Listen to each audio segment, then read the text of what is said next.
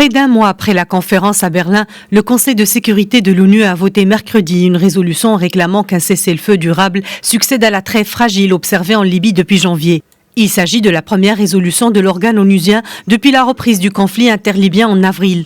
Le Royaume-Uni, à l'initiative du texte, a choisi de maintenir la mention de la préoccupation du Conseil devant l'implication croissante de mercenaires en Libye. La résolution a été approuvée par 14 voix sur 15, la Russie s'étant abstenue.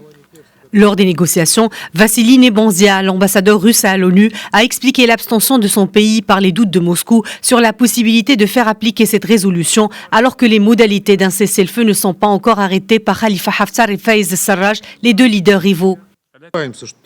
Nous doutons sérieusement que ce genre d'ultimatum incitera les Libyens à parvenir plus rapidement à un accord.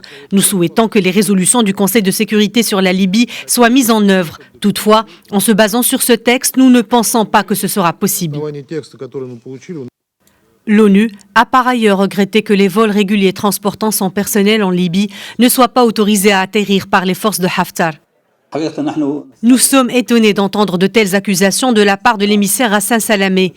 Nous ne cherchons pas à entraver le travail de la mission onusienne. Au contraire, elle est la bienvenue sur tous les territoires contrôlés par les forces du maréchal Haftar. Selon le dernier bilan des Nations Unies, les affrontements en Libye ont causé la mort de plus de 1000 personnes, tandis que 140 000 autres ont été déplacés.